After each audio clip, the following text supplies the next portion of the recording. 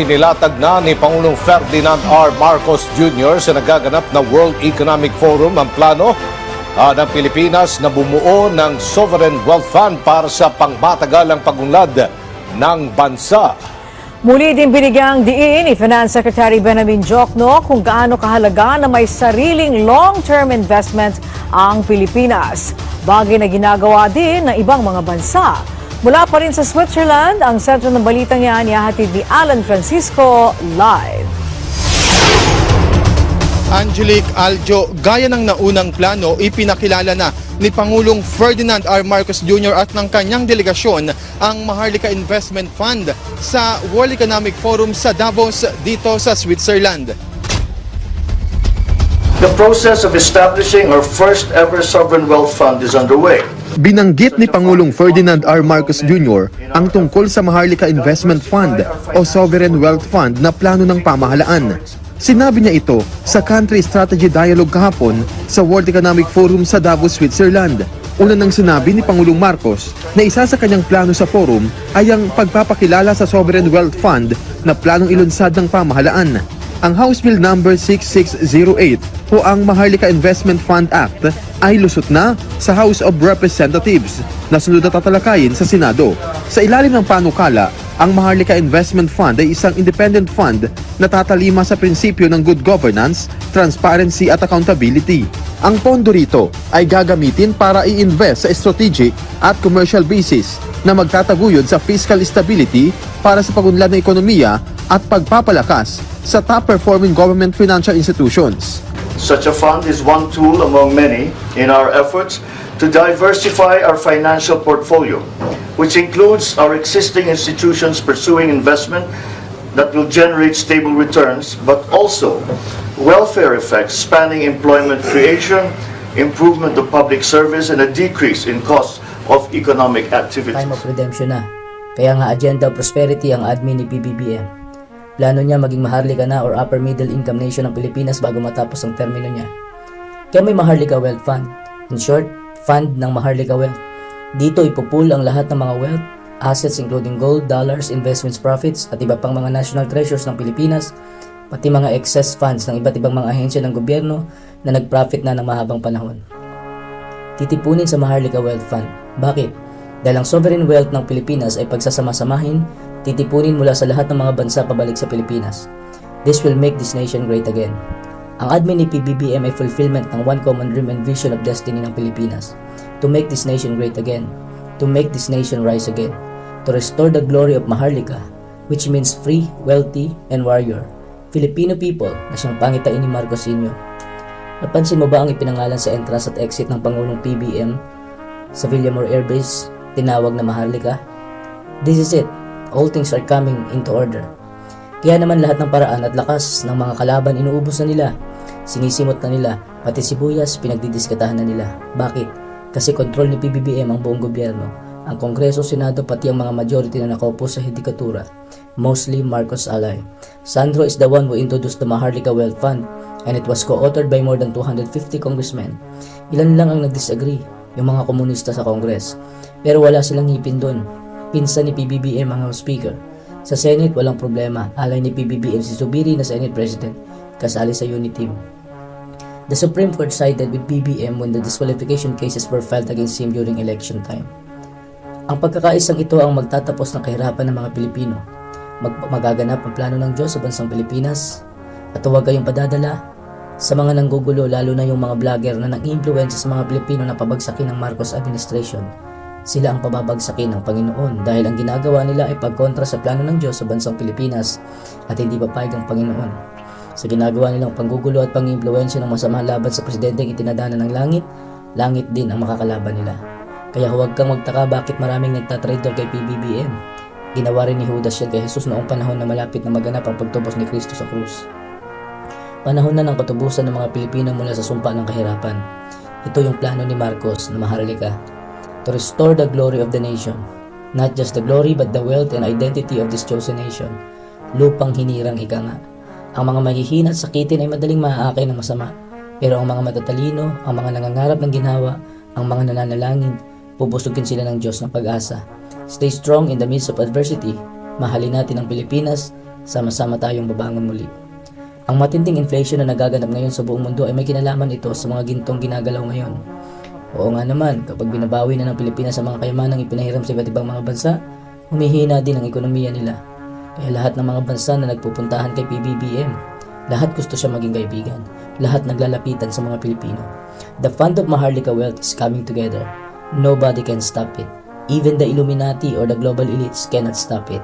Ang plano ng Diyos na pakawalan ang mga kayamanang ito na hinostage ng Federal Reserve System at ng mga elitista sa loob ng mahabang panahon ay magaganap. Nakasulat sa James chapter 5 verses 1 to 7 sa Biblia. Pakakawalan ang mga kayamanan ng Diyos na hinostage ng mga mayayamang elitista sapagkat ang daing ng mga mahihirap at mga pinagdamutan ay pumailang lang nasa trono ng Diyos. Ito ang future ng mga Filipino. Ito ang one common dream and destiny ng bansang Pilipinas. Ang pag-angat ng Maharlika sa huling panahon. Si PBBM ang ating leader, tayo ang army na nasa likod niya. Pray and support our president. He is fighting for the future of the entire Filipino nation. Maharlika Wealth Fund means the future of the Filipino people is funded by the wealth of Maharlika.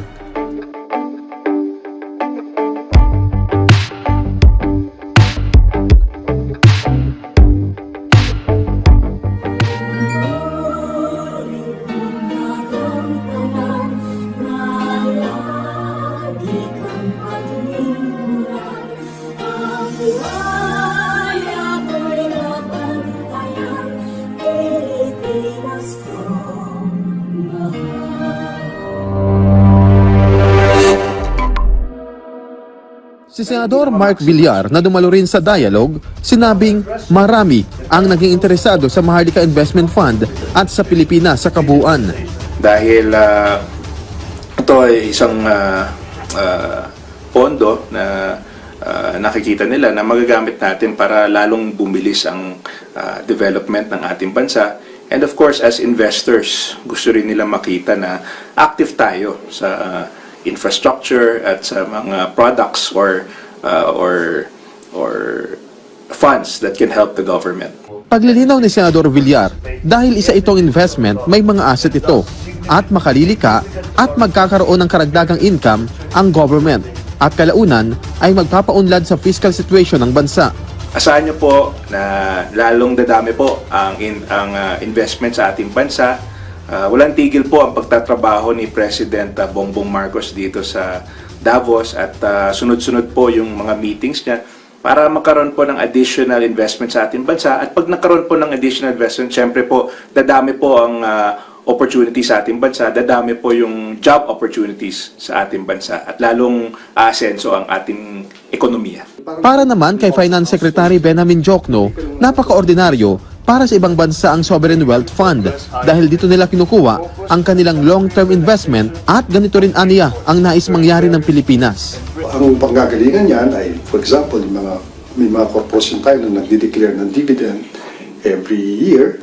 Siguro part of that, lagay natin doon, di ba? Makikinabang ang bansa rito ayon kay Secretary Jokno dahil dito nakukuha ng pondo para sa implementasyon ng iba't ibang proyekto na sa kasalukuyan ay iniutang pa ng gobyerno sa ilang bansa at financial institutions. Ako ang natutuwa na on the first year of the president ay masigasig siyang binibenta niya yung Pilipinas na. And this is the biggest audience. Lagi ko sinasabi na this is our moment. Talagang we have a nice story to tell and it's just a matter of implementation para gumanda talaga ang buhay ng Pilipinas at ng mga Pilipino. Sa open forum naman sa World Economic Forum, sinabi ni Pangulong Marcos na ang kanyang administrasyon ay pinabibilis ang hakbang para makapagtatag ng isang cybersecurity system. Isaaniya itong crucial part ng kanyang administrasyon upang itulak ang pag-digitalize ng bureaukrasya. Angelic Aljo, kahapon nga rin ay nakipagpulong si Pangulong Ferdinand R. Marcos Jr. sa Managing Director ng IMF o International Monetary Fund na si Kristalina Georgieva. Ayon kay Kristalina, pinuri niya si Pangulong Marcos yung leadership nito dahil sa gitna nga ng mga pagsubok na kinaharap ng bansa. Inilarawan pa ni Kristalina ang Pilipinas bilang exceptionally well-performing country. Angelique Aljo, nakapulong nga rin kahapon ni Pangulong Marcos ang dating UK Prime Minister na si Tony Blair. At ang sabi nga ni Tony Blair kay Pangulong Marcos, ito yung tamang pagkakataon para sa Pilipinas, para sa Pangulo na bumisita sa ganitong uri ng forum. Angelique Aljo, ang mga aktibidad naman ng Pangulo ngayong araw dito sa Switzerland, January 18, inaasahan yung kanyang mga high-level dialogue. Kabilang na dyan yung pakikipagpulong niya sa World Economic Forum President today. Angelique Aljo. Okay, maraming salamat sa iyo, Alan Francisco. Well, as far as I'm concerned, for me, the strong belief in the private sector, that combination is perfect, right? Because, you know, not only do you get the money, but the advice and the enthusiasm, right? You know, when you have the private sector that is just so happy and so excited because you give them the time. You know, he meets with us every 2 weeks with one sector that's already set up, gives us the respect, gives us the schedule 1 year in advance of all the meetings. Where do you get that, right? So when you have that dual type of respect for each other, it excites people. In the president's belief in the private sector is very strong. You know, the amount of money we need is quite a large sum for the country to build the infrastructure projects that we want between the roads, the ports, you know, the airports. So we're going to need a lot of the funds to come into the agriculture, right? So we're going to need a lot of the funds and the expertise from countries around the world, right? And so for us, the private sector, we can partner with the best in the world, right? To be able to solve problems, and not band-aid, but to structurally change so that it works for the generations to come, and not just, you know, for 3 months or 1 year. I think that's a major part of the president's thinking process, right? It's changed the structure.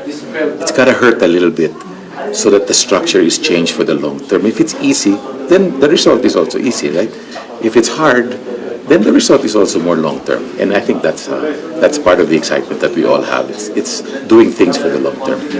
Yeah, so again, like I always say, you know, I think the Philippines is really going to be the next big thing in Asia.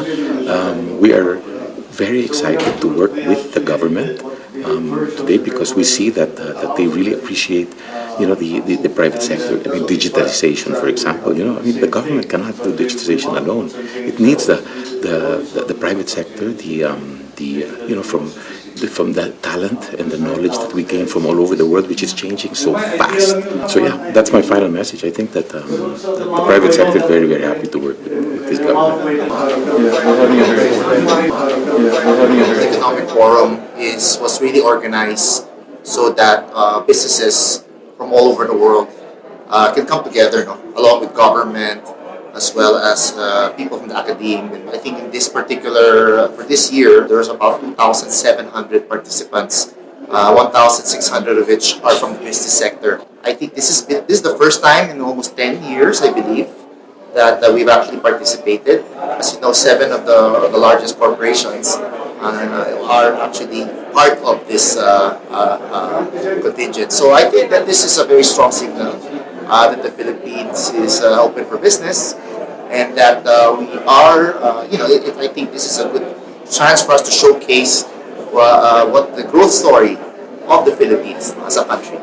I believe President Marcos has been very effective in, you know, showcasing the Philippines, our strength, but also showcasing that this government is open for business and open to partnerships, you know, with other governments, but as well as with partnerships with private sector, and that we are here trying to bring in really foreign investments.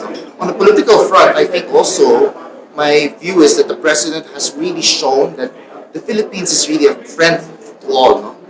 And that we're not necessarily leaning more towards the west or the east, and that we're very, very balanced in where we are positioned. And I think that's the right strategy, because, you know, our location as a country is so strategic.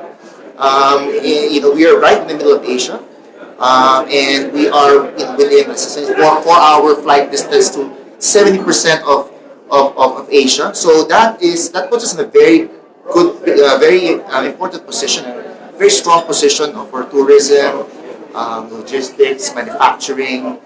You know, as for Alliance Global, as you know, we're into real estate, we're into tourism as well.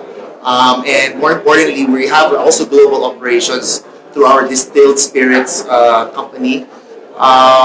We have operations in the UK, we have operations in Spain, and we have operations as well in Mexico. And so, in a way, we are a Filipino company with a very strong global presence. And I think this forum is very important for a company like ours. I think there's a lot of meetings on the sidelines. There's a lot of things we can learn, but also partnerships and cooperation that can be created from this particular platform. Like I said, on another note, I think the Philippines as well, we're very strongly invested in tourism. And so, it's a way for us to also promote the Philippines. I think that this, again, we're very excited to join President Marcos. This trip and this journey for the Philippines. It's after 2 years of this pandemic, as he has said, we've kind of taken a step back. But I guess in that process, there's so much realization. But what is needed really is global cooperation. I think our president is a firm believer in globalization. Coming to the World Economic Forum, I think that his belief can be made known to a large audience, and that I think will give the Philippines a lot of credibility in the global community. With the economy, how optimistic are you for the fourth quarter? Can you meet the target of 6.5% to 7.5% for 2022? Well, I think we will be able to manage at least 7% for the last year, and we are hoping to exceed, and I think it will happen. We will be able to exceed our projections of 6.5% growth for next year. For this year, and again, we're optimistic that the growth rate can actually go beyond 6.5 and hover maybe around 7%. That is for 2022 or 2023? For 23. What's driving that optimism, given that most are expecting a global recession? 65% chance, they say, of that happening. Well, because I believe that certainly there is so much room to grow, in the sense that we are starting very many new things now, I suppose, like every other economy. And the basics in our economy have been rather stable. Our growth rate has remained above 6.5% for 22, and I think 23 it will be the same situation. Our unemployment rate is continuing to go down. And for that, once I look at the unemployment rate, and so long as the unemployment rate is not at an alarming level, then it's quite likely that you will not have to go through a recession. So that's what we're counting on. The problems, of course, that we face are similar to other countries, and inflation is actually the one thing that we are having to deal with, and having to intervene in many ways so that to bring inflation back down. Inflation at a 14-year high. Onions costing about $11 per kilogram, and the ordinary people are not able to afford that. What else can you do? Well, what we've done is we have increased the supply. It's very, very simple. It's really a demand and supply situation. The onions, for example, it's a very simple analysis. You look at our production rate and how much we produce and how much is the demand, and there's no way you have to import. Now, in the long term, however, sugar is we have the same situation. We have to import because our production is not high enough. But the long term solution, of course, would be to increase production, and that's what we are working on. So these are measures that we are doing. These interventions are, I think, until we get in place the systems that will start to get our production levels up. But that's the long term. How successful do you think you've been as agricultural chief, given where prices are right now? Well, I think we can say that we have started already to rationalize the system, because the imports, illegal and legal, have been a problem. Mostly the illegal imports that have been going through. And at the very beginning, it was almost impossible for us to determine how many onions there were, how much we had in country, because some of it was smuggled in and we didn't know where they are and what they were, where they came from. So that we've rationalized that now, and our importation schedules are well established and well understood, and all done in keeping with the consultations that we've had with all the stakeholders, including the onion growers in the Philippines. Right. I want to talk about the South China Sea. You have said that you want to resume talks on oil exploration in the South China Sea with China. How do you think you can break that stalemate? Oh, it's that's a difficult thing to have to do, because the impasse really has occurred in the application of law, and both sides say that this area belongs. We say it's just a maritime territory of the Philippines, and of course China claims the same, and therefore the application of law is the local law. Is the Chinese side insists that it has to be the Chinese law, the Philippine side the same. We may find a way around that, is be limited to exploration, and hopefully I think there's still some give and take possible. What are the there. red lines for the Philippines, and what are the areas you're willing to concede? Well, we cannot concede. We cannot concede any of the territorial claims that are being made against our established territory. So that is the red line. That is something that will not move, and it's something that we cannot cross, because it's a very slippery road from there. There are reports suggesting that China's militias swarming and perhaps looking to seize some of the land features. What are you doing about that? And is there any intention of lodging a diplomatic protest? Well, we send note verbals and we bring the attention, and that's why when I met with President Xi, both in APEC and the state visit that I just had to the People's Republic, I said we have to find a system so that these sort of things do not happen. Because if you look at we'll call them incidents that have been going on in the past few weeks, months, it really is a very clear indication that there's very poor communication between the two sides. And I suggested, and I think we're going to establish it, is that we'll have a line of communication that is higher up, so that we have already a bilateral group that's working on the issues on the South China Sea, West Philippine Sea. And but I think I think that it should be raised to a certain level, so that the members of that bilateral group can directly call their president. And so if there is a problem, if there is a decision that needs to be made, my team can call me directly, and the same for the Chinese side. Just very quickly, President Marcos, I'm just wondering, if China does seize some of those features, will the U.S. come to your rescue? Will it intervene? Just very quickly. Well, yes, they have already made that commitment. They have already made that commitment. And as a matter of fact, when there are certain reports that come in, some of the American ships come down and make their presence felt. So that's just we were hoping just keep it and maintain it in that at that level. And we, of course, all of us that are stakeholders, ASEAN, Asia Pacific countries, all just want peace, because we really have a great deal of work to do in recovering our economies.